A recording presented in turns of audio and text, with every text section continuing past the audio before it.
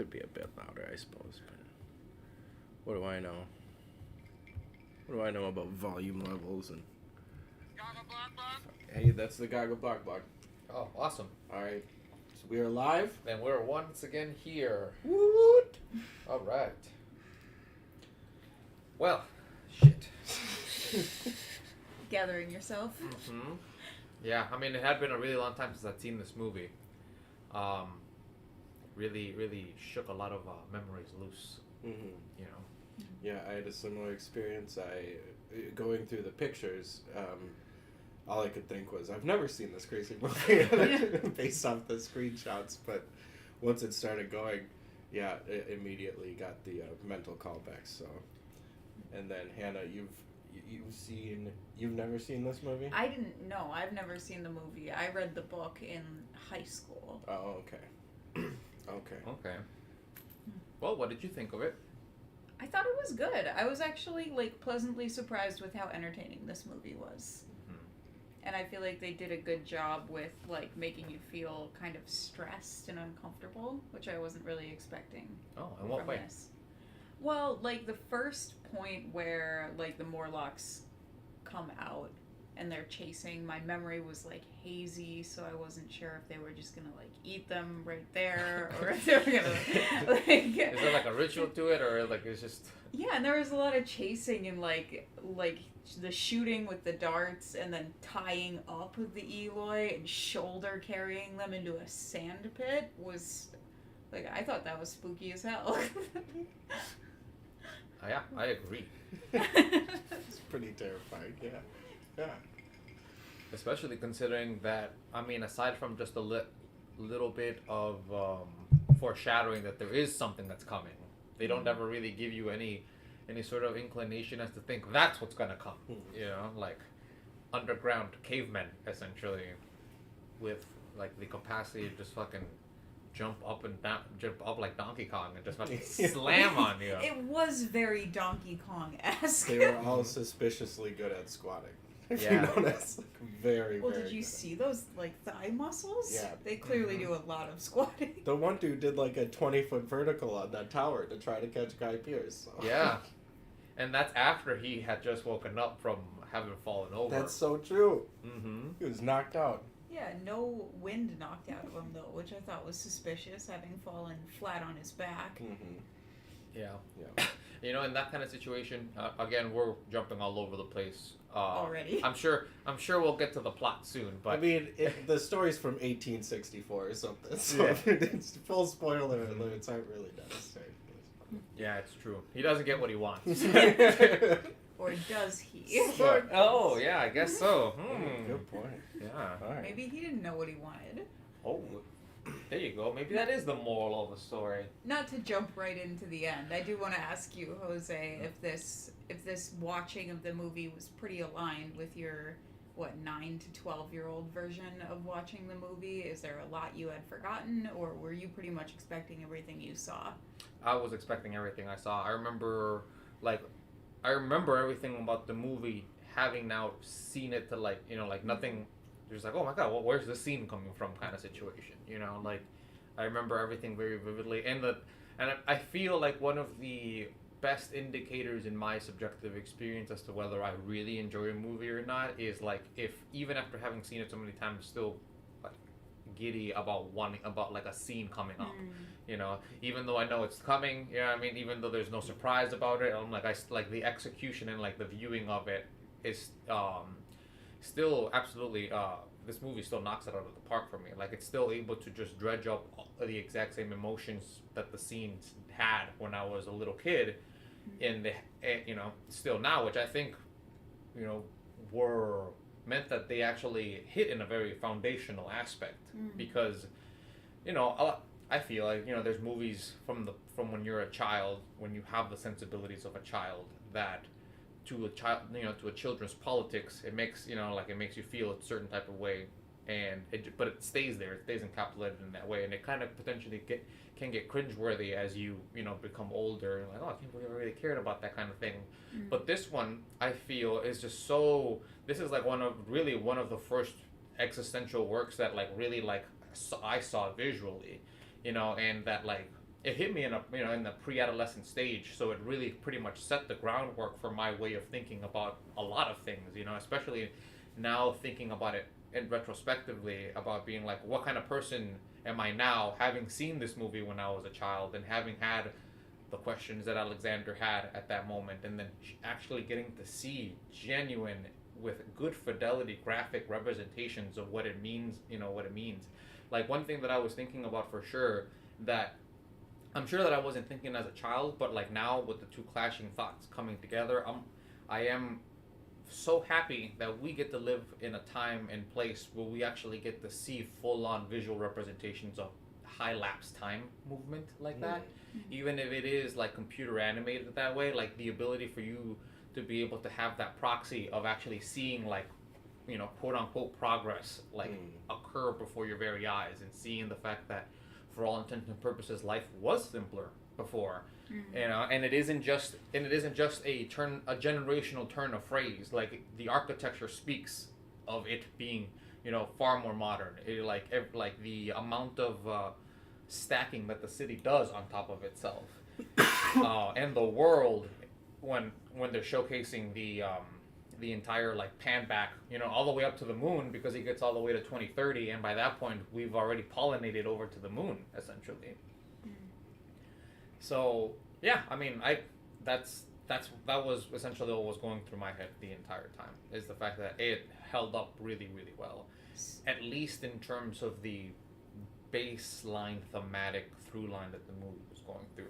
I do think that it is a bit tropey and cheesy. It is at I times. do agree 100%, but at the same time, not to not to over defend the movie in any type of way, but I do feel that, like, the ideas, at least at the time, were still high concept enough that a basic story structure was necessary to be able to keep it from just getting too highbrow and out of place. Because, I mean, although one could say that the whole, like, temporally unrequited love, you know what I mean, aspect is cheesy, in a particular way, but I feel that, like, that might just be the way that we feel now, like, it's just a good representation of like one of humanity's core values in a way. Yeah, because I mean, the question of wanting to change the past, I mean, transcends H.G. Wells having written that story in the 1800s. You know what I mean? Like, he was just essentially writing, the anxieties of a zeitgeist, because science was finally getting to a place where you're like, shit, man, what if? You know what I mean? Like, as opposed to, with what are they called, the Eloi, right? Yeah, like, they're back to, like, a more paleontological, section of life, wherein at that point, like, the technology isn't even there to bother, with the wandering of the question. Like, nothing is pushing you to nothing is pushing your buttons to want to wonder that, because nobody else is innovating in that particular type of way. But everything about Alexander's life, and the, him being a creature, of his time, was all pointing to, why can't we change? You know what I mean? Why can't we change it? I mean, we literally have been able to change everything else about our lives, and him being in 1903, like, he's entirely, completely in the middle of the eclipse of that change from one type of human to another. And funny enough, he actually gets to see it twice, right? He gets to see a good version of the, of the transitions of humanity from one side to the other, and then what the future brings, through the consequences of the hyper progression of, the past, essentially. So you referenced, like, kind of existential questions, setting, like, a foundation for you from the ages of, like, 9 to 12 when you saw this movie a lot. Is that the primary one, that question of, like, why can't we change the past? What would that look like? It isn't the question that bothered me, it was the resoluteness of the answer given by the Uber Morlock.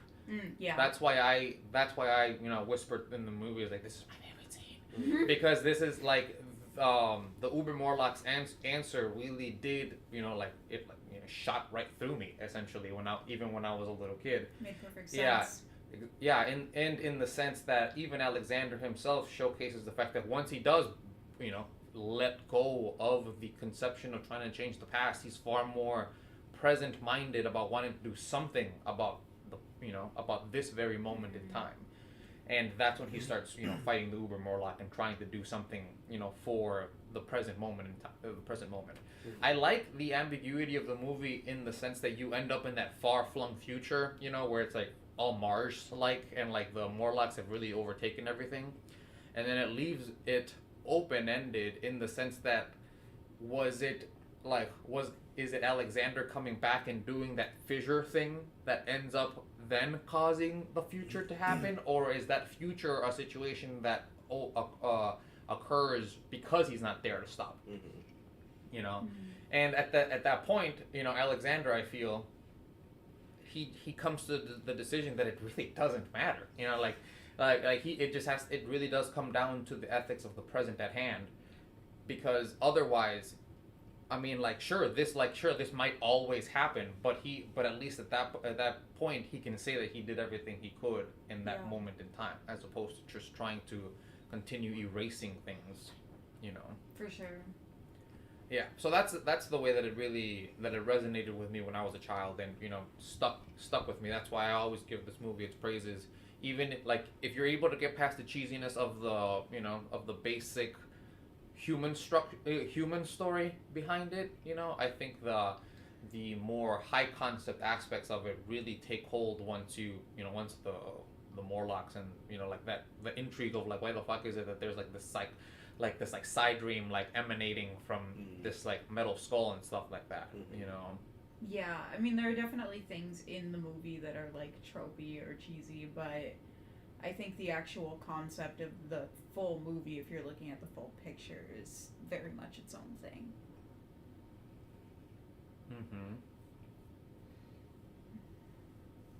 Yeah, it's interesting, right? Especially what all of these questions that used to only be reserved for people who had philosophy degrees and physics degrees and things like that are now something that we, as layman individuals that we are, can sit down in front of a podcast and start transmitting to other people and just having our quandary about it because I mean the movie does showcase that a little bit in the sense that he's hyper invested in this one question because nobody else cares about it, right? I mean, in his time and place, even though he sees the potentialities of the avenues by which we can change everything, everybody else is still, again, with their bowler hats, just trying to follow, whatever trend is happening, keep your head down kind of thing. Yep.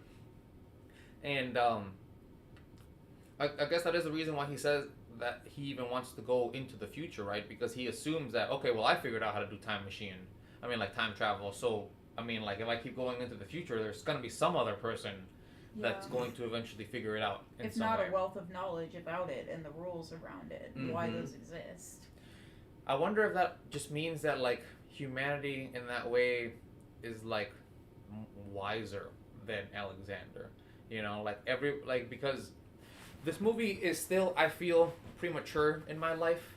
Because I still have yet to go through a tragedy to the degree that Alexander did. You know what I mean? I have not lost a loved one, or my soon-to-be or to-be spouse, you know what I mean? To the degree that I'm I need to fucking change the laws of physics, you know what I mean?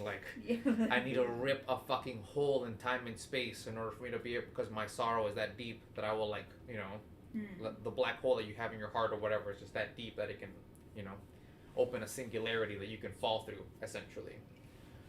I don't have that yet. I can picture it, it can tear my eyes to think about it because I do have someone that I love who will cause me that one day, if not I to them, But at the same time, it's still an abstraction to me, the kind of sorrow that can bring Alexander to essentially use all of his genius, to try to rip time and space, in half like that. Oh yeah, and there's nothing else, there's no consideration for once he gets there, impacts on the world around him by this or any, he's hyper fixated on it.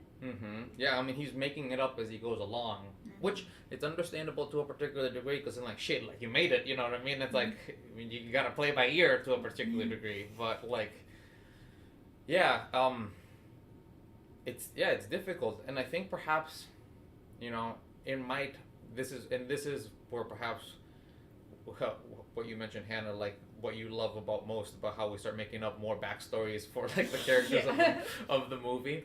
You know, like, I wonder if this is actually a complete, like, a showcasing of Alexander's lack of philosophical, like, intellect. You know, like, he was so hyper fixated in his life toward physics, you know, temporality, you know, all of the things that he asked Fox to pull out, you know, but he never bothered to actually consider, you know, more existential quandaries in the way that, you know, in order to bulwark him for these inevitable tragedies, you know. Yeah, his character change through the movie is pretty crazy because in the beginning of the movie, he's almost like a frustrating character. Like, he's so incredibly aloof and distracted that it's like, that's the first thing, like, I have inattentive ADHD, and I was watching it and I was like, this is the epitome of ADHD is what this character is. But as we move through the movie, he loses all of those qualities. Yeah. I think he loses those qualities as he gets further away from his own time, right? Like, as he's unmoored from what is essentially the banalness of his life, he's made to be more present at hand. Because in 1903, he's thinking about 2030. That's a good point. You know, like, he isn't a creature of the moment, and that's what his friend was continuously trying to inculcate into him, in the sense that, like, listen, I have a wife, I have a kid, you know what I mean? Like, I have, you know, like, just there is a capital L life outside of, you know, I mean, the numbers and the, you know, because that dude was also a professor, I'm assuming, right? I mean, like, they were they were colleagues together. So they talked about their students. Yeah, so it isn't as though he isn't speaking to someone with at least the intellectual rigor to match him or at least counter him, right? Because, I mean, for him to have been Alexander's friend, Alexander has to have been at least somewhat tantalized, you know what I mean, by his way of thinking at some point. I think that guy might have gotten him the job just from, like, context clues. Because he even said, like, this is your first semester as, or, like, your first year as. And he supposedly does also matchmake with him and Emma, you know, so he's going, yeah, so, I mean, that dude's, you know, he's the day one, he's Alexander's day one, essentially. Yeah, it must hurt, you know what I mean, to have, from his perspective, you know what I mean, to have your best friend, for all intents and purposes, you know what I mean, go through such a traumatic experience, and then have that you've sort of facilitated. Yeah, and on top of that, have him during, I'm sure, the interim of those 4 years when it initially happens, you know what I mean, go from aloof to just, again, like some sort of black hole of intense, like, fixation to trying to figure out how to be able to change things, you know. Oh yeah, and shut his friend out of his life completely and hole up in his lab for years on end. Yeah, I mean, I have to say that it would be difficult for me to actually want to try to maintain some level of connection with an individual like that. You know what I mean? Like, I'm pretty big on reciprocity, you know what I mean? Like, I try to be a really good friend, but at the same time, I like, you know what I mean, like a back and forth situation. And I do not know how, you know, how long I could, you know, extend that rope in that way, you know what I mean, for an individual like that, especially if you never feel any tug, you know what I mean? He was intentional about it, from what I heard from him, though, is he was like, I came to visit you every day after the funeral, you know, and then, like, every weekend, and then every other week, and then every month. So I feel like he intentionally decreased the amount of effort over time, just based on not getting anything out of it. But, like, intentionally maintained, like, I'm gonna come this frequently. And again, I mean, I don't have the reference point of tragedy yet in my life to know exactly what a friend in that position would need. you know, or what my capacities of giving emotionally and psychologically would be, because I'm just thinking in abstractions at this point about being like, oh yeah, I mean that sounds sad, but I mean I don't know what, you know, I mean like it's at this point it's just a word, you know. Yeah. But and it is different with every single situation. Every person deals with grief differently and needs different things. So it's like, and I'm sure it. I mean, I would have to wonder. I mean, this is a conjecture at this point, but I would wonder if Alexander even grieved. You know, like if I think he skipped it. Yeah, I would. I think his process was to avoid acceptance of what happened, which is really an integral part of grieving. Well, yeah, again, because shit. I mean, everything leads to the time machine not being created, right? I mean, like everything leads to anything that has to do with a healthy human mind keeps the time machine from being created. It's the falling into the pit of hyperfixation to trying to change causality that then makes the time machine become real. Yeah. You know, but then the time machine comes with its own curse at that point. Yeah, it's just a defense mechanism initially that in like an incredibly rare case built into an actual potential solution to the problem. Sorry, yeah, I mean, it is essentially. No. I mean, it's a very good proxy for drugs. You know what I mean? For all intents and purposes, because I mean, although the time machine is meant to be, you know, it was created and initially used as like a means for pain alleviation. All it ever does is remagnify the memory all over again, because not only are you not creating new memories to at least cover up the tragedy at hand, the fidelity of what you're seeing is just so much stronger, and at this point having the impotence of you being in the present and the situation being in the past just compounds the That's such a compelling analogy that I'm now curious if H.G. Wells had drug issues. I mean, in the 1800s, I'm sure the man probably had his little baggie of cocaine right next to his desk. I wondered about that, and also about like what kind of loss he went through in his life that would inspire a story like this. Yeah, it is interesting how, like, just listening to you guys talk about the more subtle, like, human interaction play at work here, like, how incredibly timeless all these concepts and notions are. Like you were saying at the beginning, even how that through line hit you even as a young child, and it's fascinating to hear, and to like play around with these like the things that it's great, like all the things that struck you guys I didn't think about at all when watching the movie, so it's really nice to hear it. Oh, well, I'm curious, what did you think about? Yeah, what went through your head? Yeah, so I vaguely remembered the story from prior to watching it, or from watching it like years ago, but yeah, I just kept thinking of all the other parts of pop culture that this movie and its story, like its original story, has impacted throughout like time, like and ones that really struck me too that I watched incredibly young, like The Butterfly Effect. Very strong influence on that movie, I'm sure. The Fountain, which is sort of like a reverse of that but with the same effect.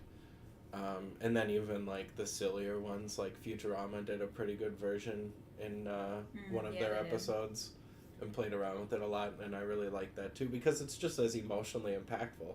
You know, even though it's in a cartoon show, they're still spooning out the same like human tragedy concepts over and over again throughout even the 5-minute scene.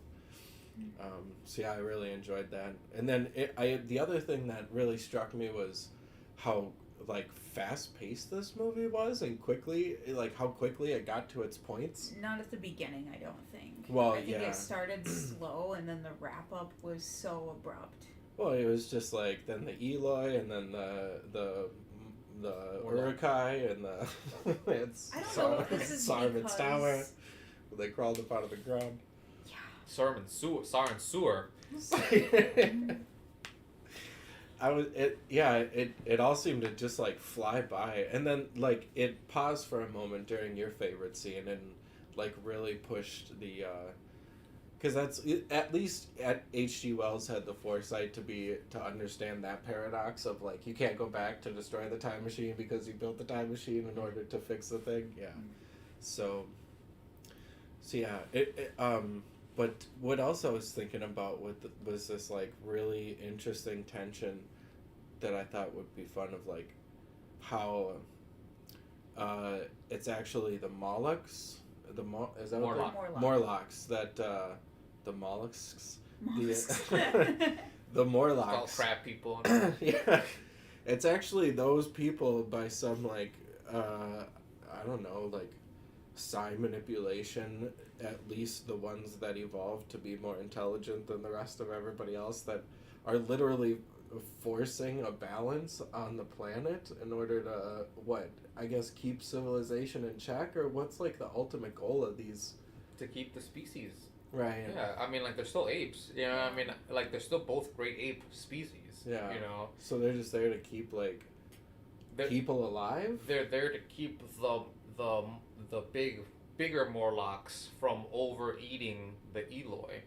Because they know that if they were to just go on a rampage, they would just absolutely fucking wreck them. But then go ahead. at the same time, they're also, like mind controlling the Eloy into Submission, being like into being half prey, cattle, essentially. Yeah. And I would imagine that what it's mostly doing, I feel, is dampening their resolve to want to fight back.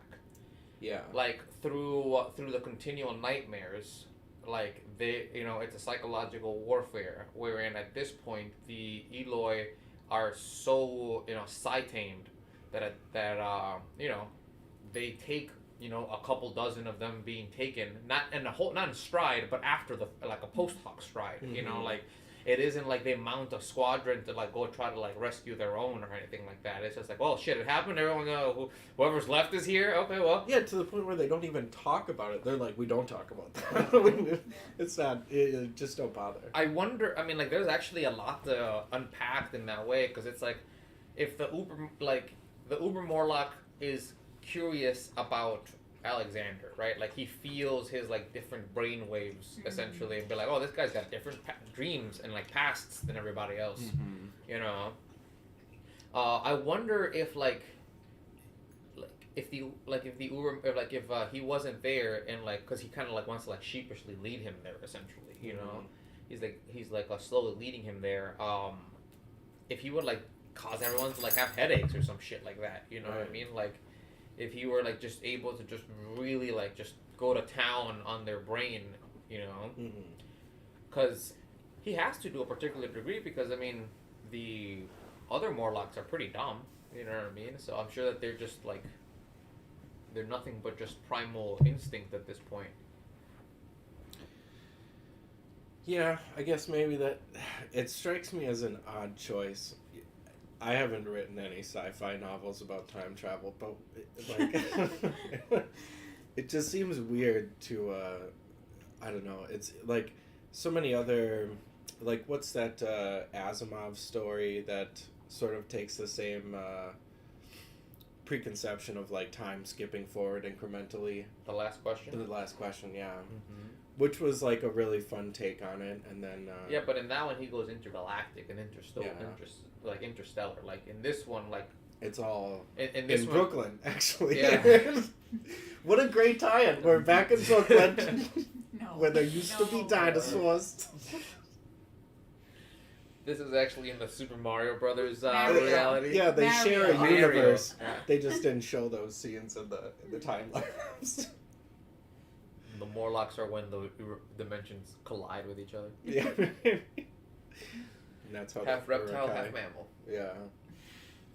Yeah, for some reason What a trip. the chameleons made it.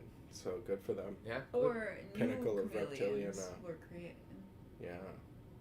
Or like how things keep evolving into crabs. They just keep evolving into chameleons instead. Yeah, why not? I mean, considering that crocodiles and stuff have been around for millions of years, I mean, what's 800,000 years? Right. You know what I mean? Chump change. Yeah, Right. exactly. Oh, shit. So, I didn't mean to go off on a weird tangent. No, I mean, we asked you exactly what you answered exactly the way we wanted it to. At least I personally, because I mean, I wanted to know what you were feeling. If it wasn't, if what Hannah and I were saying wasn't what you were thinking, I was like, damn, what the fuck are you thinking about? Just other weird random Yeah. shit.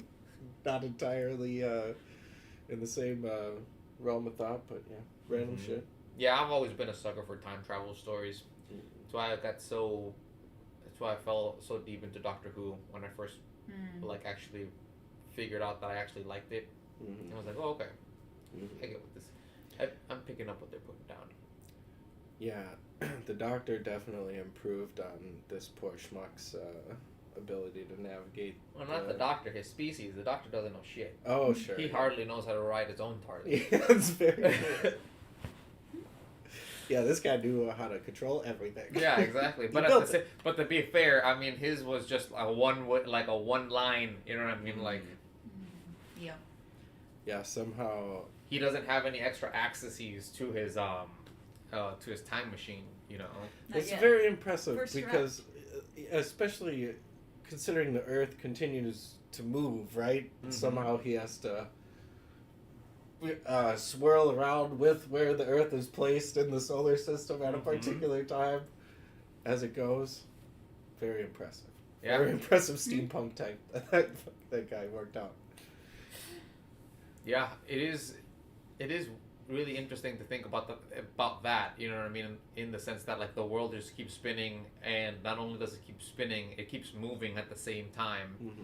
You know, and like what would necessitate, you know, the ability to be able to go forward faster than reality already allows. Mhm. You know. Yeah, more than 1 second per second. Yeah, yeah. Like, yeah. And I didn't even see a flux capacitor anywhere on that thing. Like, No. I don't know how. but he did at the end. What's it called? Cross the streams. So. And that's what pretty much caused the giant explosion at the end, because it just kept like what, and then at the nexus in the middle, it's like what the fuck. Yeah, I love the design for his time machine. It was. It raises questions again, because I mean you see like the glass cuts, you know what I mean, Yep. all over. It's like nobody noticed the fact that he was ordering like that stuff, you know. I mean, did you see all the stuff that was in his like lab? I guess that's true. Yeah, I mean he did create the first electric toothbrush 130 Yeah. years ahead of time. This guy was on it. Well, I'm glad he didn't. That was maybe the worst toothbrush I ever seen. It's good he went into the time travel business. It was It's like the the first whole breath. stick moves at the same time, not just the brush. Yeah. Still working out some kinks on Yeah, that one. naturally, of course. It's called Why a it's called- prototype. Thank you. Yeah. This didn't exist at all before me. All right. Right? It's not marketable yet. Oh man, it's really that's also something interesting to think about, just in a real life terms, of like the amount of shit that's probably out there that's fucking ridiculous, you know, in terms of like technology, but just not marketable. Like there's just no means for us as individual consumers to actually be able to like come into contact with like whatever crazy tech, you know. Is out there right now, getting Mhm. tested or prototyped. Mhm. Yeah. Because, I mean, fuck, it's like if there were time travelers, how would you know? Unless they told you, you know? Like there would be no means of being able to make any assessment, especially if Or when they it'd come. be kept under lockdown too. Mm-hmm. Will there be some sort of time travel agency where they're like waiting exactly where like the person's gonna appear? Like, put your fucking hands up. Get back in the machine, sir. Yeah. Get back in the machine. Yeah. I really think though. Tired of your fucking 60th century fucks. Get out of here. I really think though that like something like time travel or something like that actually happening does almost really have to be like this crazy passion project like Right. it is here, because it's ultimately something that we're all careful about in the way that like you think about it, because you're like, there's so much incredible risk associated with time travel and changing the past and like adjusting those things, so There's the so much- payoff has to be There's so much overwhelming. danger and turmoil traveling 1 second per second. I mean, I can't even imagine trying to go Any more or Yeah. less, yeah. any more or less. I Yeah, just- fuck. I keep, I Mhm. feel best with time. I I mean, feel best.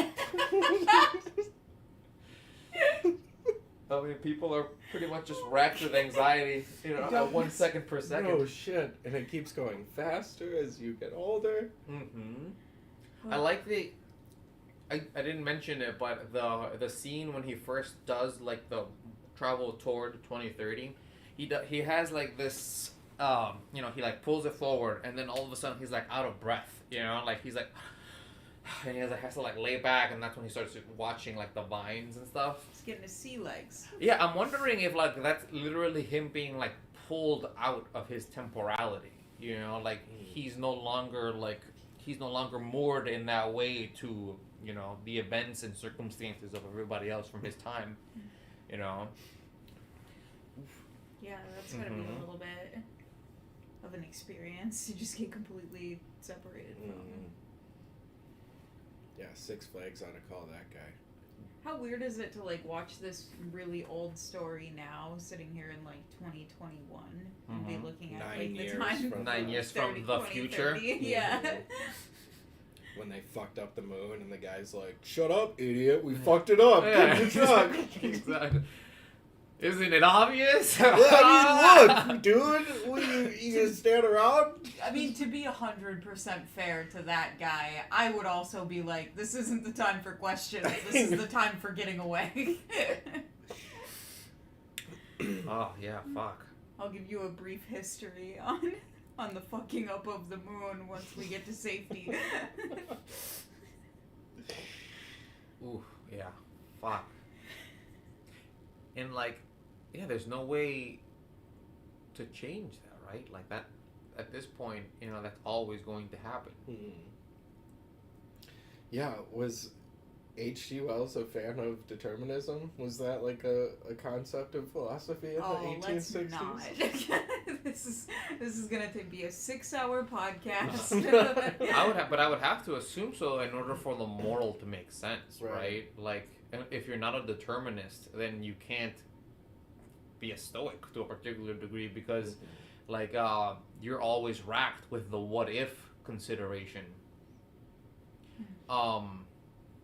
So it's like, but yeah, I mean, I think it's like how we were talking like way back in the day, like in the psychedelic episode, about how determinism doesn't necessarily have to mean that you lack choices.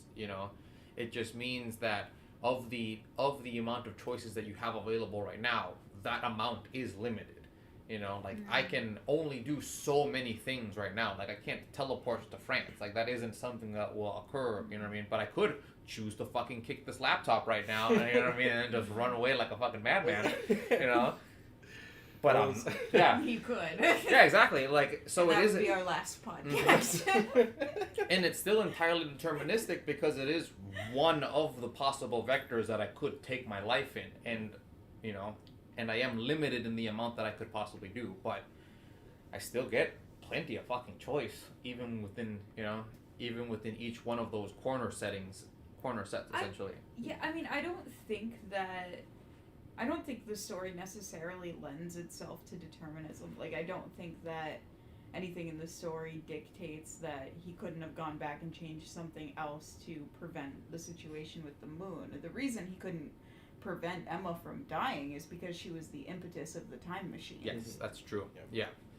No, that is true. Yeah, I mean, like, the time machine only catalyst is Emma's death, and that's the one thing that is foundational and can't be changed from then on onward. Right. If she lives, the time machine's never created, so it puts her back in being dead. Yeah, exactly. She's Doesn't essentially the use it. fuel of the time machine. You Yeah. know, like her death is essentially the thing that keeps it running. Yeah. That's Yeah. what kind of blew my mind with like your favorite scene there when he explains that, because it just like it was one of those moments that I was like, we all should have thought of that. You know, like that's so simple, that makes so much sense. Of course, he can't make a time machine to go back and save her. Yeah. I mean, what I liked about it is, again, what I really like about this movie in general is the fact that it finally gives us a visual representation of that, right? Because you're right in the sense that that is essentially like a human, like at this point, like almost a humanistic, like, you know, knowledge, you know what I mean, about the fact that we can't, like, obviously, like, you know, if X leads to Y, then you can't use Y to change X. Yeah, it's a paradox. She and the time machine can't exist in the same universe. Yeah, but I would wonder, but you know, that actually goes to showcase, you know, how much grief can cloud you, right? Yeah. I mean, a genius man like him can't see a simple paradox because the idea of the paradox being true in his mind kills his ability to even have the desire to want to go through that. Because what's the choice? Kill yourself at that point, right? I mean, like, if he's so ingrained in wanting to change the past and the present no longer being adequate enough, and then having it be objectively showcased that the past can't be changed, well then fuck the present anymore. And he was willing to fuck the present anyways because he left to the future, you know what I mean? Yep. He might as well have he might as well have committed suicide for all intents and purposes in terms of his spatial conceptions and reality, you know, like he isn't there anymore. Well, and killed all the people in his life, actually, like, literally and effectively, like, in the space that he was existing in, they all died, you know? They're not a part of the world anymore. Yeah, and it just... But have you guys ever... Oh, go ahead. I was just gonna say, but I do think, though, that that's, like, a totally honest mistake for the first guy who comes up with a time machine. Like, we've been through a million different stories. We're very familiar with paradoxes. Like... Boy, I really bumbled this one. Oh, boy. Of course. What were you gonna say?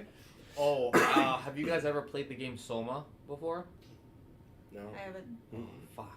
Damn it, I don't even want to bring it up now because it's so goddamn good, Well, and I don't want to spoil it now.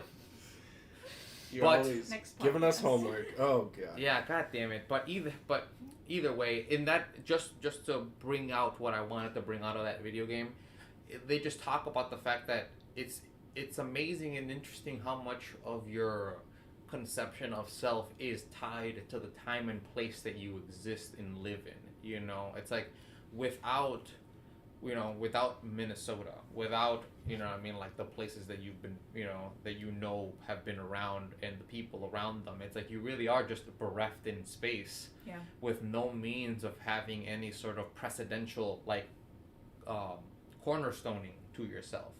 Because it's like, you know, you and I, Matt, we've known each other for like 12 years now. You know, like we know that we both used to work as cashiers at Walmart, right? It's like I can verify that about you and you can verify that about me. But to a particular degree, it's like the evidence of that happening, you know what I mean, slowly withers away.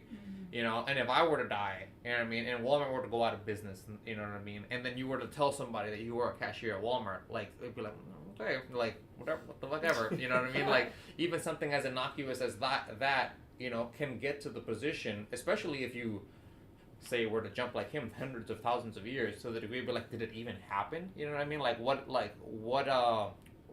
can I do to anchor what I believe inside of my head to have been my past, if there's nobody here to actually verify the references that I'm bringing up. Yeah, it's almost, I mean, and on another layer on that, it's almost like an extreme dramatization of, like, culture shock, because everything that he's referencing and comparing things to in his mind are things that doesn't even exist in other people's mind. It's...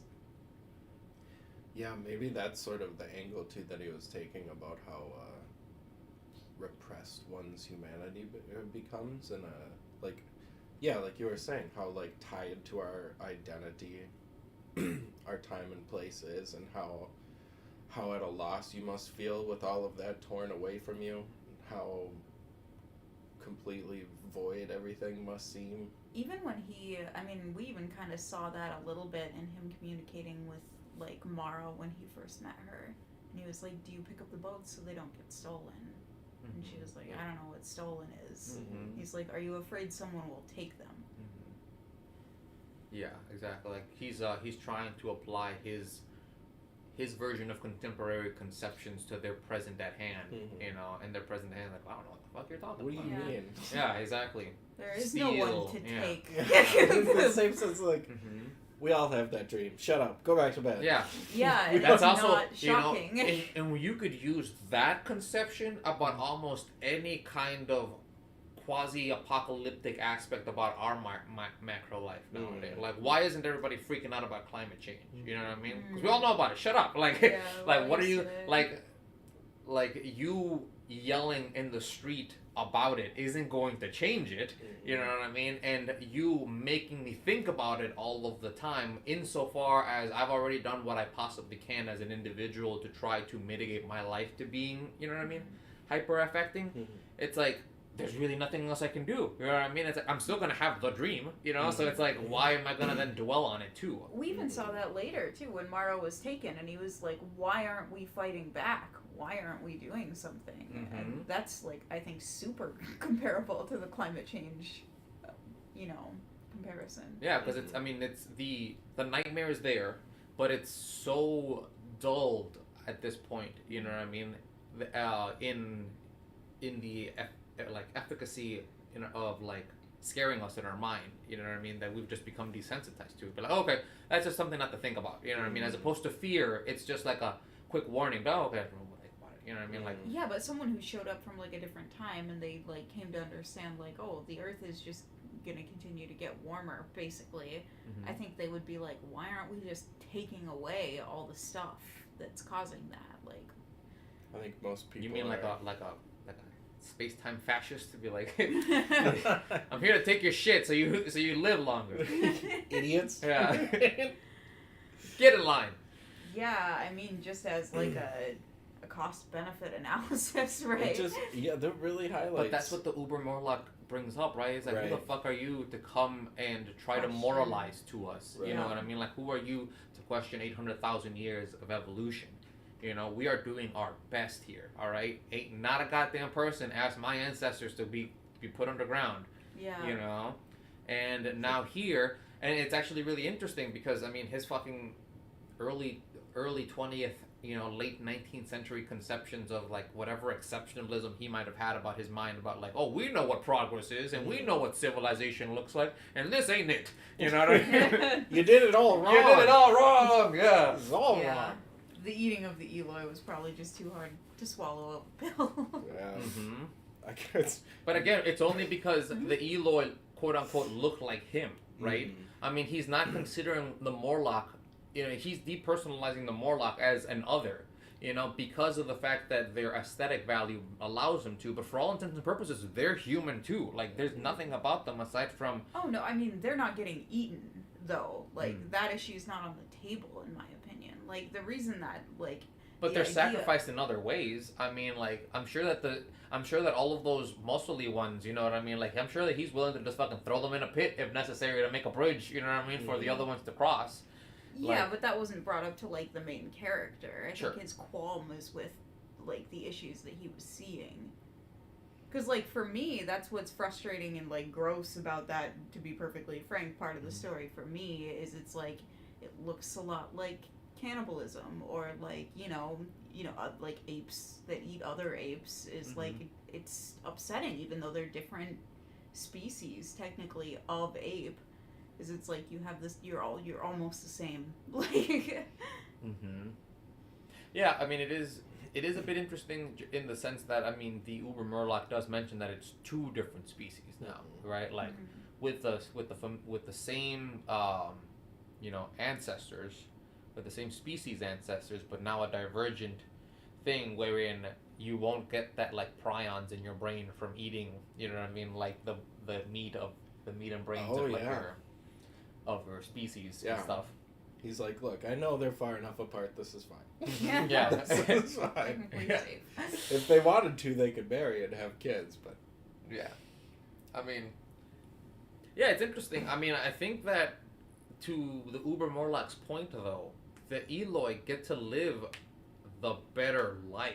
You know what I mean? Like, from birth to eating, you know what I mean? It's like... From birth to eating. Yeah, from birth to eating. Yeah, it's like, they groom them in a way that like keeps the meat tender and like non-fearful. You know, like humane factory farming. Yeah, essentially, yeah. It's the humane factory farming of their people, and it makes me wonder.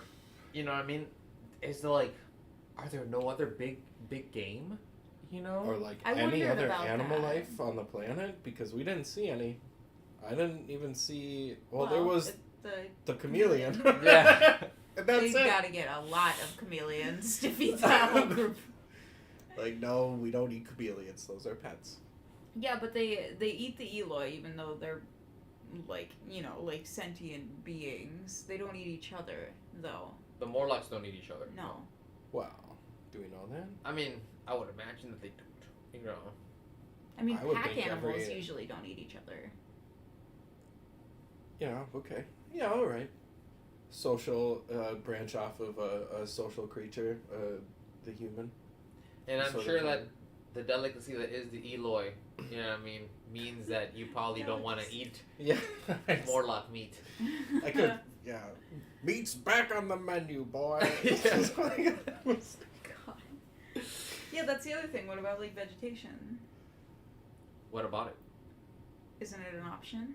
Oh, so I think I guess it depends, right? I mean, like, I don't. So the big Probably clincher, not to be as swole as the Morlock Yeah. are. Need Yeah. some protein. I mean, the big clincher for them was the fact that like they were stuck underground for a long time, you know. But then I wonder, you know, because they've managed to be able to adapt the muscly guys to at least be able to hang out, you know, up top for a couple minutes. You know, like they seem to want to be like get in, get out like as fucking fast as they possibly can. Yeah.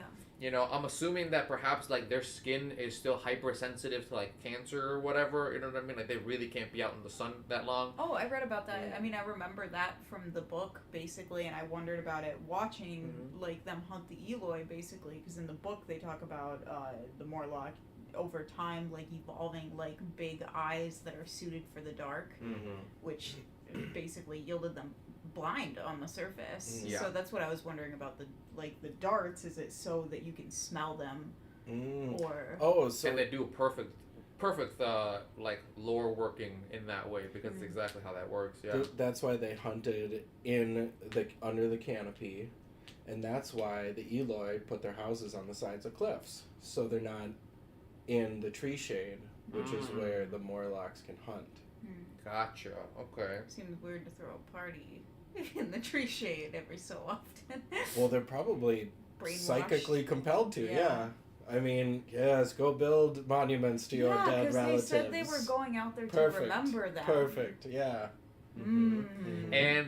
And coincidentally enough, that's where the pit hole, like, where pit vault, like, openings are Yeah. for the. Where all the little like ant hole, like it, basically when he set off his little time bomb at the end, you got to see sort of the inner workings of what looks like an ant colony might underground. You know, like Yeah. all the little pathways explode. Yeah. And they were happy. Like, they literally all seemed like they were going out there for a celebration. There wasn't, like, a bunch of stress. Right, or even a though bunch they of knew, quiet. like, this is where they always get us. Yeah. This As is where we're we go to scampering get back got. to the cliff. And supposedly, according to what they said, and it was like a passing line, but they said that they take the ones that might come to fight back. You know what I mean? Like they. So I wonder. Oh, if, I think that's just, like, a scare tactic. But let me just play with it for a Yes. second. I wonder if you know what I mean. If the Uber Morlock does do like constant, you know, side check evaluations on the Eloi and wonders, okay, all of these, okay, cool. Like I bet it's really easy. You know what I mean? Like going through the ones that have the same kind of like. And they're like, oh, well, this one has an aberration. You know what I mean? Like, what's this one thinking about? This one's angry about its mother and father being gone, huh? He's asking a lot of questions. Yeah, that's really That would really Mhm. like hammer in the lesson, though, is like if we have like one guy in the colony every so often Who's that's just like a dissenter. colluding, basically, and then he gets taken when like at the next opportunity every time. They're all gonna be like, we don't talk about it. Yeah, that's exactly the pattern, you know, you know, Mara, even though she didn't exactly give any form of inkling that she was actively trying to fight back in any sort of way, I do wonder that her proximity toward Alexander Yeah. was either used as a means to bait, you know what I mean, Mhm. to get him to come down there, because they got either the child or you know, they got them both. But but once they got Mara, they were like, nah, let's just leave the kids. That's like, fine. yeah, exactly. Yeah. We can't really eat them anyways. It's like that's not. It does seem like they have pretty good ethics in terms of like who they go about picking, because they only ever pick the adults. Right. You know what I mean? And More meat. yep, Mm-hmm. yep. They only ever pick the And adults. slower. Mm-hmm. So very tender meat. Doesn't move around very much. The elderly. Yeah. So Well, they don't have any elderly. Like, That's what I mean. yeah, like Snatch. the 30-year-old is the elderly Yeah. essentially. Yeah. Once you hit 40. Yeah, I wonder if that's another thing. Like, if the Uber Morlock checks if you already had progeny, you know what I mean? It's like, okay, like these guys already mated. They have 2, 3. Okay, they all look healthy. Whatever, let's take it. You know what I mean? Almost like keeping it healthy and Yep. strong. And I think it's important to try to take away either the mother or the father of those kind of things, because at that point it removes the impetus of wanting to defend or fight back, right? Because the more you become a parent, the more you're desirous to want to be there and protect the situation you got going on, but if you remove them from the picture, you know what I mean, like say like after they're 6 or 5, you know what I mean, like once you can actually start inculcating into them some, you know what I mean, like some desire for innovation or like forward thinking, and keeping it as a rule, like we remove the parents or we remove you at a certain age, basically, so it becomes the norm. Like, it's not a fair unfair thing. It's like It's everyone's day like, and all of our night. parents are gone. It's just day and night. Yeah. It's a huge magnification on how most people probably are more risk averse than reward seeking too. Like, if the Uber Morlock has sort of set things in this pattern, he knows that this is the majority inclination of the people. Like, they want to be safe. They want to live life happy. Mm-hmm. Yeah, and you never take more than we're supposed to, because we don't want to cause pandemonium. You know what I mean? Like, we take only at a particular age, so people kind of see it coming. You know, like but at the same time, we do it randomly enough that nobody's like, oh, I gotta fucking I have a target on my back at this particular moment, and then I will take those anxieties to the tribe. You know what I mean? And go forward. Yeah. On top of the fact that although we only get to meet one, apparently there's more than one Uber Morlock, Yeah. So it's like they have like, it would have been sweet to watch a time machine too, Yeah. where another Alexander comes through and appears in his time machine, still trying to figure out the question. I could Time Machine 2 back for Morlock. That is a loose end. There is another Alexander who lost Emma in a different way. She was hit by a carriage while he was And at probably home. multiple of those, like you were saying. We probably skipped ahead a whole bunch of times where he would have gone back. Because you don't just quit after one try, right? 100% not. No. I might. I'm not doing If this I again. watched my fiance die again, Get trampled then by a maybe horse? I would be Yeah. like, I'm not gonna subject her to Whew. any more of this. All right. We don't need to create more timelines. You win, universe. Yeah. You win. Yeah, I mean, like we were saying earlier, it's like, I wonder if it just gets more heinous, like, the more he tries to, like, Because the first time she died by gunshot, and it happened very quickly. Like, she didn't, I mean, for all intents and purposes, not suffer all that much. Right. Yeah. Then she got trampled by 4 horses, which, in the full carriage, which I'm sure she didn't die right away. Yeah, that's worse. Yeah. Lungs filling up with blood. Yeah. Yeah. Yeah, fuck, I mean, what happened to that Alexander? You know what I mean? Like, he's left a whole ton of Alexanders. You know what I mean? It's actually really interesting in that sense, in the fact that, like, he only ever comes to hurt himself even more. You know what I mean? With all of these things. Like, in from, like, a macro temporal way. Like, there are so many Alexanders out there that have so much more grief than necessary at this point. Because this guy only has the foundational grief of having lost her. These people don't even have the ability to have even been there with Emma. Like, all of these guys hear it after the fact, where they're, like, standing around the park and being like, where the fuck is she? Like, she was supposed to be here. And all of a sudden and during a time with no emails, no nothing, to be able to, like, actually when hear. do you even find that out? Right.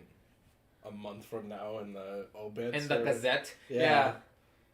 Yeah, I mean, he doesn't look like the kind of guy who reads newspapers, you know what I mean? So I mean, I'm sure he went to, like, her parents' house or something. Sure, yeah. I mean, it did happen in front of her house, so I mean, I'm sure maybe it would have happened, you know. And then the questions that guy has of being like, wait, she was with someone? They saw her with a man here, and it's like, who was that? Oh shit, that is. She was with you. Jet Li in The One. This is how. Do you guys see The One with Jet Li? Never seen it. Oh, okay, never mind. It's basically a multi-dimensional Highlander.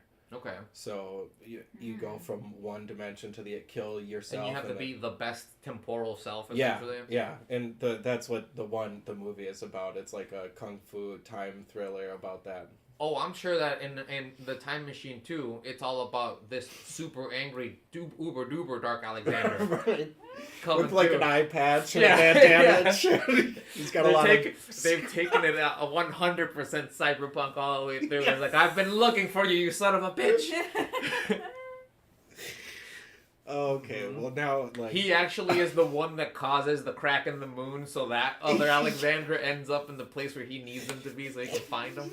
Yes, it's all... He's just waiting in that alley as soon as the time machine shows up.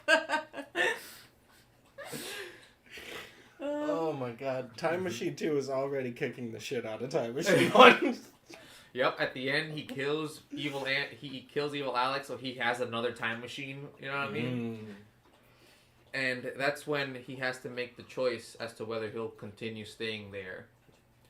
No, fuck that. He doesn't get the choice because it's gonna be a trilogy. The time machine actually gets stolen by the Council of Uber Morlocks. You know, and now he has to pretty much redo, you know, the last third act of the first movie again, but in a much larger, bigger sense. Well, Paramount, give us a call. We're willing to work with numbers. Yeah, honestly. We'll negotiate. Yeah, you throw a number out there. And Guy Pearce is perfectly aged too, because I mean, oh at this my point, god! Shit! We do need a younger lookalike, though. I mean, but we have the technology nowadays to just youthify them through. Or to mash together Christian Bale and yes. the other person you said earlier. I said Tom Cruise. No, I said Tom Cruise. Tom Cruise? We can just mash them together to create the younger version. Well, I'm sold. I'm buying that movie ticket for the whole trilogy. I like how the second one is really dark, and then it goes back up. It's perfect. Naturally, of course. It's a perfect arc. Alexander's already learned his lesson, but now he has to teach it to all the other Alexanders throughout time. Yeah, the other Alexanders don't get it.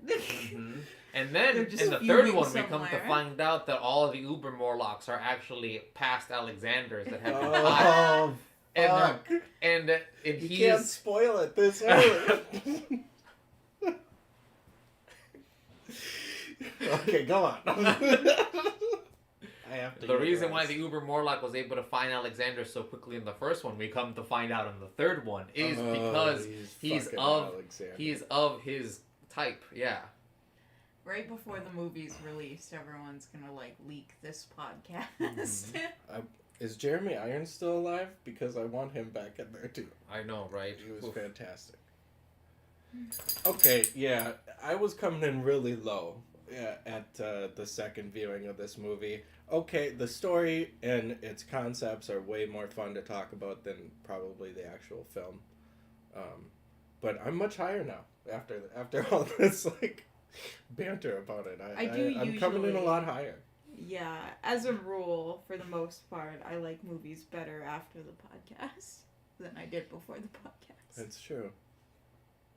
Yeah, I mean, especially with this one, because again, the reason why, in my personal opinion, the humanistic story is so tropey and basic is because the highbrow concepts behind it are, can be unpacked in such a way that if you do a highbrow humanistic thing alongside a highbrow, like, technical question. I think that especially considering it's a movie that, it was a movie theater movie, you know what I mean? Like, they're trying to get butts in seats kind of thing, that it's like, for 90 minutes. yeah, exactly. That's it. Yeah, exactly. We're trying, like, we have to give them something, you know what I mean, that they'll be able to, people, again, from a layman's perspective, be able to keep up. And I loved it, again, because I watched it when I was 9. The movie did not in any way bore me, you know what I mean, to the degree that it kept a 9-year-old me from being able to take on and, chew the moral of the story. How did this movie not scare 9-year-old Jose? My parents used to take me to a lot of scary movies when I was a little kid. He had HBO at 9. Yeah. It's just jarring for me. I wasn't allowed to watch anything. Past the PG mark, yeah. Yeah, the movie that I think really fucking, like, desensitized me, you know what I mean, was End of Days with Arnold Schwarzenegger. Have you guys ever seen that movie? Mm-hmm. That's a classic. Yeah, that movie. That's a satanic movie where, like, the devil comes back, and he he takes over this person. He takes over this individual, and like that movie is like grotesque.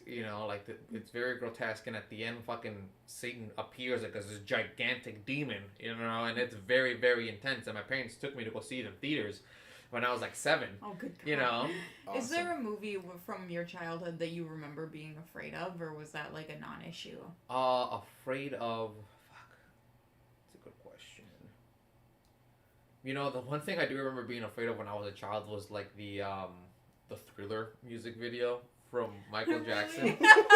Yeah, but I'm talking about when I was like 5, 6 years old. Oh, like, sure. Like Okay.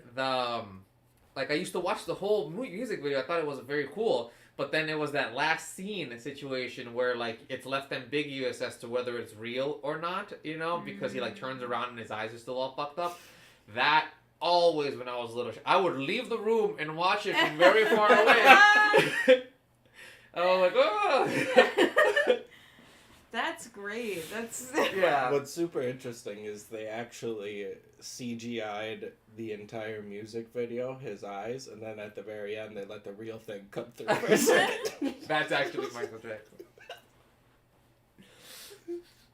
Oh, man. It's weird for me to think, because I desensitized myself as an adult because I had an interest in horror movies. But, like, when I was a kid, I didn't watch anything scary, and I mean, as a product of that, everything scared me. So, like, I was afraid of, like, Madame Mim from The Sword of the Stone. Like... Terrifying. She's scary. Terrifying. To be fair. No, I think I've always just been more terrified about my own imagination, because it's like like, for example, when I was a little kid, like the illustrations and the thoughts that I would have about, like, those books, like Scary Stories to Tell in the Dark. Yeah. You know what I mean? And, like, that kind That's of graphics, worse, yeah. like that kind of, like, drawing style and stuff like that, and then having it be imprinted in my brain. You know what I mean? Especially as a little kid, I had that many less things to think about. You know what I mean? And, like, revolve through inside of my brain that it crept up so much stronger in, like, my brain that, like, whenever I would walk through a dark hallway, I'd run, like, after having, like, recently read those books and stuff like that, just because, like, or up the basement stairs. Yeah, I don't know, like, they're, like, something about, like, movies and the fact that they're, like, moving and self-resolving themselves, you know what I mean, in a particular way. You see everything. Yeah. It's not... Usually, I do think the imagination is usually better at scaring you because it knows you. Well, it's weird how long it took for the cosmic horror to catch on, now that you talk about it. Right? Like, the fear of the unknown, the ultimate unknown, rather than, like, the fear of, like... Because, like, you actually see a ghost, that'd be kind of cool, and at least you'd have something to pin your fears on. But, right. like, when you just hear the creak in the hallway, it's a lot more fucking scary when you're 9 years old, and you're like, what the fuck is that? I gotta get out of here! Yeah, and just having a cocktail of things that they could be, Yes. because it isn't like kids back in the day where perhaps you had, like, your village story, and, like, that's the boogeyman that everybody's afraid of at the same time, you know what I mean? Like, we have so many different stories to think about, Yeah. Is it Freddy Krueger? Is it Jason? You know what I mean? Is it Mike Myers? And it all depends on what you've already been subjected to. Oof, yeah. But, yeah, no, I was glad as a little kid I wasn't afraid of that, of those scenes or anything like that. Yeah, because that was my first thought. Is like you had mentioned your age when you watched this movie a lot before we watched it, and which struck me immediately because the book was uncomfortable for me in high school a little bit, but like watching this and some of the representations, I was like, I would think this would be totally scary for a little kid after, especially like when he gets down into like the underground where the Morlocks are, and there's like meat hooks and clothing and stuff like that. You know, it's tough to say and speak for myself, you know, as a child, you know what I mean, and like with my adult sensibilities now. But I think the fact that the movie gets so thematically beautiful at the end there, I think really dampens whatever fear might have been building up, you know what I mean, during that time. Because they do essentially, they do the climactic release, but like on a serene way, you know what I mean? Because I would imagine that if like the Uber Morlock were like this, you know, like or like a more evil-esque kind of thing, you know what I mean, that is a genuine pinnacle of the horror, you know, and body horror that they've been showcasing in the movie, that it might have actually imprinted that way more inside of my brain. Yeah. But because they actually go out of their way to be like, no, like we're all really fucking victims here. Like every single individual that you see here is a tragic victim of circumstance and, you know, the causality of the consequences of our past and our ancestors. Like they don't, like the fucking, you know, ape men upstairs don't want to be that way, but that's just how they are. I'm sitting in this chair trying to control them and from having them absolutely destroy the environment around them. Yep. You know what I mean? Like the grounding of the reason why the horror is the way it is really, really allowed me to be able to both sympathize with the Morlocks in that way and then keep myself, I guess, from having that primal fear, I suppose, that their aesthetic and, you know, way of being would just naturally like. Yeah, that's a good point because the story really does give a proper credit to everyone's situation. Like, I, you know, find myself more sympathizing with, like, the Morlock as a species at the end of the movie than I do feeling, like, you know, afraid of them or upset with things that they're doing. Because everybody's just trying to survive. Yeah, there's a, like, huge thematic difference in meat hooks with the Morlocks and, like, meat hooks with the Cenobites. Correct, yes. Yeah. Yeah, because they're not trying to, they're not trying to fulfill a desire. They're fulfilling a need, you know? And that's, I think, the main difference in that way. If the Uber Morlocks were able to consider another means by which to, you know, go about handling, you know, what they need, I'm sure that they would go about it, but at this point, again, who are we to question 800,000 years of evolution and, you know, people literally trying their best? So what's the breeding plan? Is the breeding plan to take the Eloi that are, like, quote-unquote fit for breeding and breed them with the Morlock or, like, an Uber Morlock? Yeah, that was a weird throwaway line. I think he said as necessary, you know?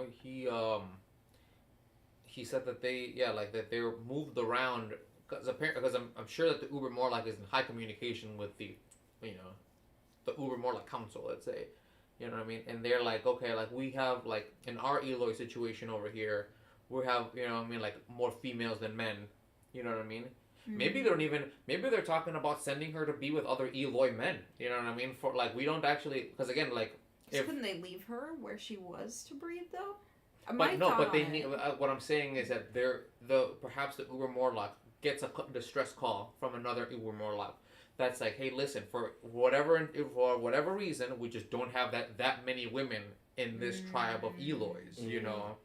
Sure, that makes sense. It's beginning to cause psi issues. You know what I mean? Like between the males, they're getting too competitive. Like we need to like, you know, like, level it out. Yeah, in that way. I was wondering if it was maybe like a long game to get the Morlock back on the surface. Oh, I mean, you can play it that way too. Breed towards, you know, like the ability to be able to handle like surface living again. Well, that is what eventually happens, right? They all come up to the surface. And that's true. Yeah, but at that point, the sun's blotted out. Oh, that's actually it is pretty perfect. Like they've done something to the atmosphere to the degree that the sun is blotted out, so they can actually be up top. You know. Yeah. You know, that's actually really interesting to consider the fact that that the Uber Morlocks would actually take into consideration the Eloi sexual necessities in that way, and have that be another avenue for subjugation, right? Like Yep. the Uber Morlocks always make sure that there is enough of X or Y thing. You know what I mean? I mean, if it is like factory farming or farming at all, you do have to make considerations for that, because that absolutely has a direct impact on like the amount of crop you Appropriation. Yeah, crop. That's a great word. Yeah. Yeah. Well, I mean, they're ranchers, right? I mean, like that's what they really are. They really are. Yeah. Yeah. Yeah, we got a group here. They just started fiddling with each other's ding dongs. We need more ladies. Yeah. Well, this isn't gonna benefit our This situation. is not gonna work. Yeah. Well, I'm really glad that we got to talk about the movie. I'm glad that we were able to expound on it in that way, because I hadn't had the opportunity to see it in so long, you know. But it always just has such a good place in my heart and mind. Yeah, and now you got to kind of process through some of your initial impressions of the movie from seeing it with such young eyes. Yeah. Yeah, I think this movie, like, who is his name? Charlie Kaufman. He said about Synecdoche, New York, you know, that he believes that's the kind of movie you should watch every 5 years, because the movie goes throughout the whole life of Caden, right? And because of that, every single time that you watch that movie, at least within those lapses of time, you'll be able to probably take on more of Caden. You'll have taken on more of Caden's anxieties and more of Caden's like existential, like either nihilism or like or panic, essentially, in some way or another. So the movie will have just one more layer upon itself that you might have not had when you first watched it, in whatever quote unquote youth might have been for you, you know, at conception, you know. Yeah. And I think this movie falls well within that kind of parameter too, you know, because yeah, again, like even now I still don't have the necessary tragic equipment to be able to excavate it to, you know what I mean, to the bedrock of what it actually means to be in Alexander's shoes. Yeah. You know, like we're still kind of like, you know, grasping at straws in terms of like the emotional resonance of his quest, even though we logically know that it's futile, right? Yeah. I mean, like I personally think beautiful to consider like what could drive an intellect of his to the degree to be so blind and dissonant to what is, for all intents and purposes, an obvious answer, I think, and how we do it to ourselves in a lot of different ways. Yeah, and I think a big piece of it too is just recognizing that it's not just like an extreme loss.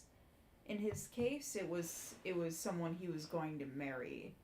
So he probably in that situation felt like his future was taken. Yeah.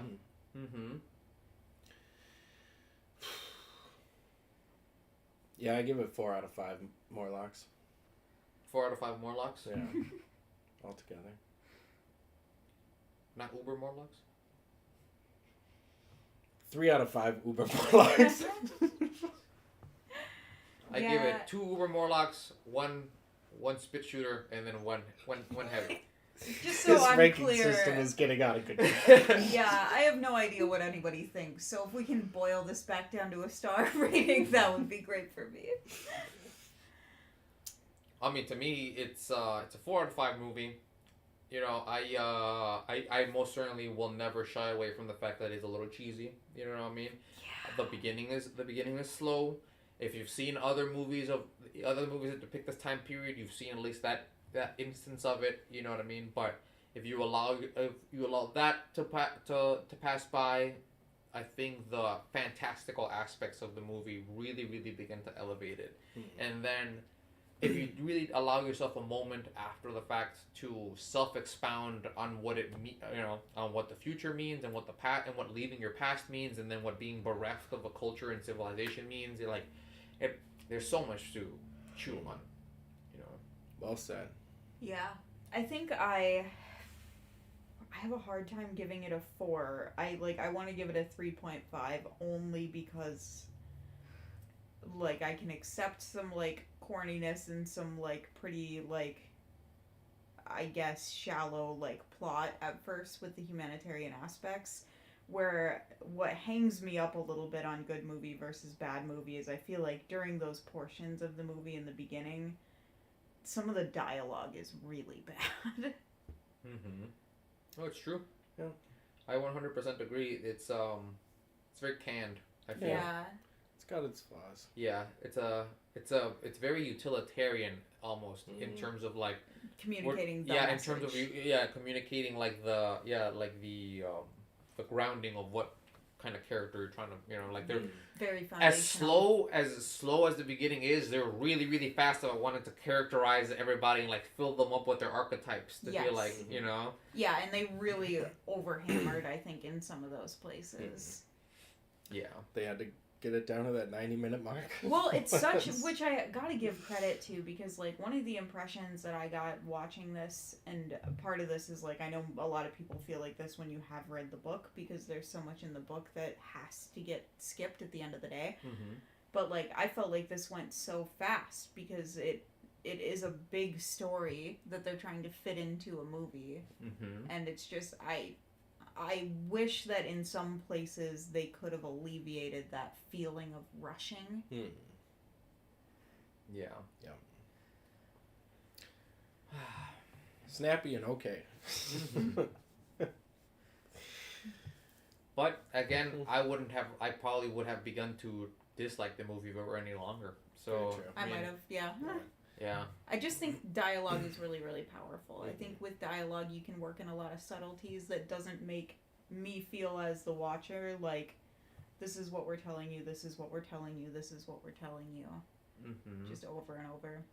But I don't know. I mean, I guess it depends on the I mean, like, just from your sensibilities, right, as the adult that you are with the cinematographical like background that you have, you know what I mean? Like, this, you can see this movie coming from a mile away, kind of thing, right? Some parts of it, definitely not all of them. I think they got a lot better later in the movie. The reason I'm bringing it up is because I believe this movie is rated PG-13, right? So it's supposed to be made so pre-adolescent sensibilities can be allowed to be put in front of it. You know what I mean? And again, not over highbrow them. You know, it's like, okay, like, because what is a basic story to us that has been told and retold in our mind, but at this point is still a fresh story to somebody else. You know.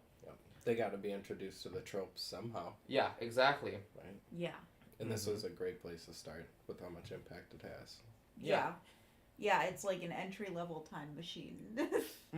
The entry-level time machine. The entry-level time travel story. Yeah, this is the time machine Geo that you get right out of high school. You know what I mean? Before or in high school, yeah, in or my in case. high school. Yeah, it was like, you have to read this book for this class. Yep, it's the Toyotas of time machines. Dependable, has been there for a long time. Not exactly, you know, knock your socks off. There's better time machines, you know, out there, but it's they're called Lexuses. They're made by the same company. Do yourself. Yeah, but I mean, if I had a 10-year-old who had some highbrow desire to, you know, for sci-fi thoughts like that, this movie, you know, easy. Perfect. Easy peasy showcasing. And especially because I feel it holds up, you know what I mean, in terms of like the special effects. Yeah. Whew. Yep, I was impressed in terms of like, very good for 2002. Yeah, I don't know if somebody else did that before, but they kept that in both the Futurama and like Rick and Morty versions of the same thing happening, right? Like the exact same visualization of how panning, and building as the panning, and then watching the airplanes and the satellite, and then the space, you know, even that's a trope now, right? But it's like, when did that start, right? It's like a treasured trope, though. Ooh, a treasured trope. It's a treasure trove of treasured tropes. Yeah, because I mean, the movie came out in 2002, and it wasn't until like 1968 that like we had our first shot of the Earth. You know what I mean? Like as a photograph, right? So it's like the first rendition movie of this came out in 1960, which 9 years prior to seeing the Earth from space. Well, shit. Fantastic. I'm really glad that we got to do it. And I think with that, we'll just leave it at a good day and a good night. Good night. Good night. I will mess with time. I feel. I will mess with time.